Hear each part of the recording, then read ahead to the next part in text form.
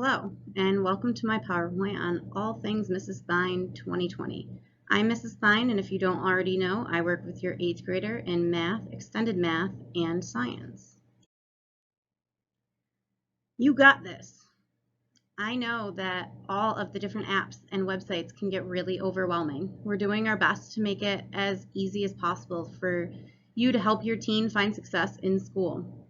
We have all been given an unbelievably challenging task this year. We're all trying to make learning happen through glitchy technology, uncomfortable Zoom classes, full houses, full-time jobs, and full-time families, and even more that some of us have no clue about. It will definitely be a hard year, but I know if we communicate often and focus on finding a solution together, we will be able to find success. Please let me know if there's anything I can be doing differently to make it easier on you guys. Everything is definitely better when we are together, especially this year. So Jocelyn McConnell and I decided to combine the extended sections, at least during remote instruction, because the way that the groupings are set up, it just made more sense. Our plan is to meet as a large group every day and then break out into small groups or one-on-one sessions as appropriate.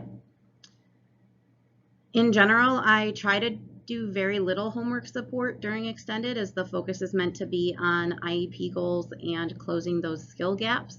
And I also found that students didn't use that time wisely when I let them use it for homework. But with virtual learning, I'm finding that there's just not enough time to effectively support kids during class time. So at least for now, my focus in extended will be split between IEP goals and support with current or past assignments. So that means that students should always have at least one assignment that they can jump right into working on. I know everything is on their iPad, but having a document pulled up or having the assignment already ready to go, or even just knowing what assignment they want to work on will save us a lot of time, and it'll be more time that I get to help them instead of sitting and waiting for them to open up their assignments.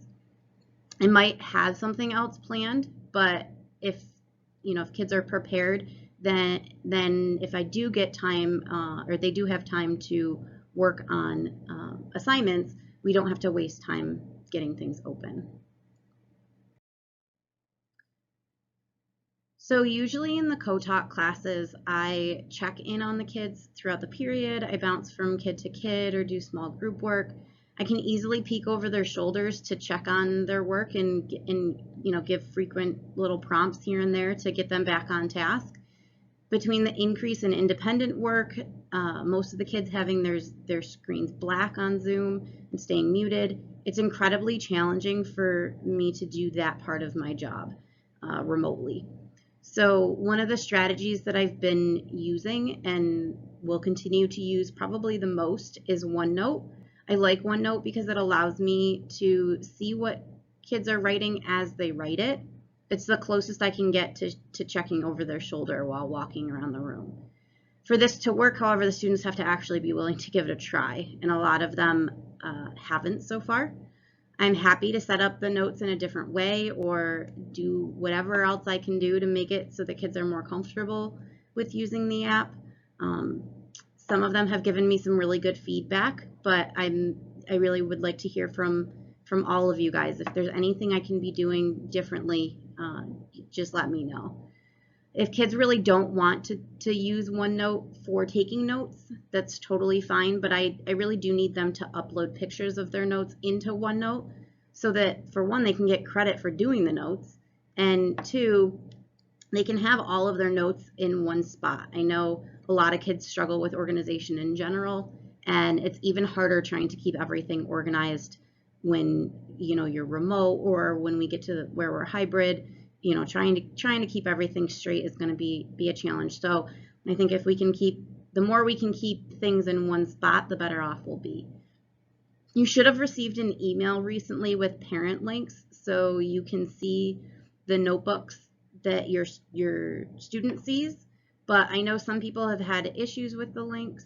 So just so you know, your student can always pull it up for you on their account and you can say, hey, what are your current assignments? Show me the list.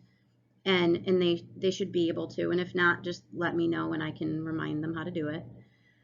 And I'm also happy to do a phone call or a Zoom session to walk you through setting it up.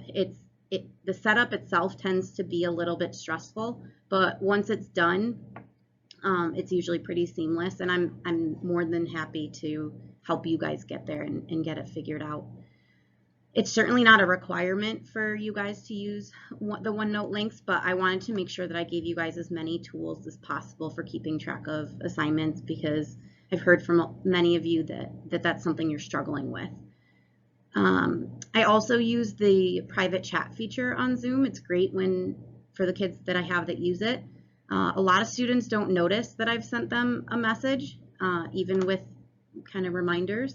And for some of the kids that have language challenges, it can be difficult to use that kind of a tool. And it also does pull the kids' attention away from the large group longer than a quick kind of comment in the ear as I'm walking by. So I do try to limit it a little bit, especially if we get off topic. But if you happen to walk by during class, you can feel free to drop a, hey, have you checked the private chat reminder as you walk by. I also use Schoology to message students outside of class, so you can always remind your teen to check those regularly. It's always a great way to reach out to me as well. And I'm still really trying to brainstorm and research better ways to support your kids remotely. I don't think that I've found the perfect answer yet. If you have any ideas or you have suggestions, please, please, please feel free to share them. That really goes for anything. I am always open to new ideas, especially this year.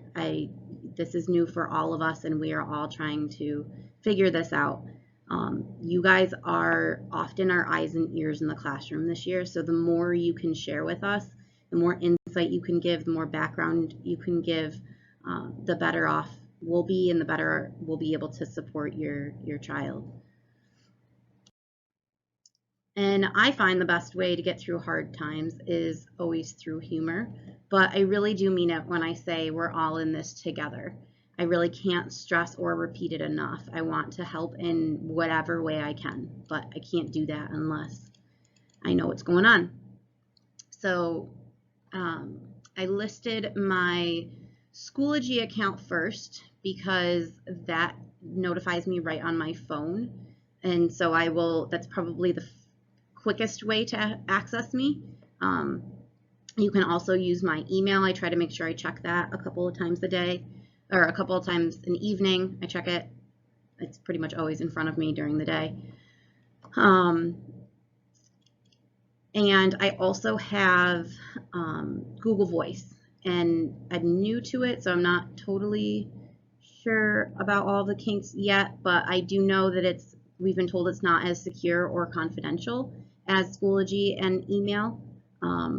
So be hesitant to kind of send things through the text message feature, but you're welcome to use that, especially the voice part, the phone call part, because I want to make sure that you guys can access me even if I'm not in the building. If you're hoping to speak with me directly, my lunch or planning period is 12:10 to 3 o'clock on Mondays and Thursdays. On Wednesdays, I'm usually available 10:30 to 3 unless we have a meeting. On Tuesdays and Fridays, I'm available 2:15 to 3.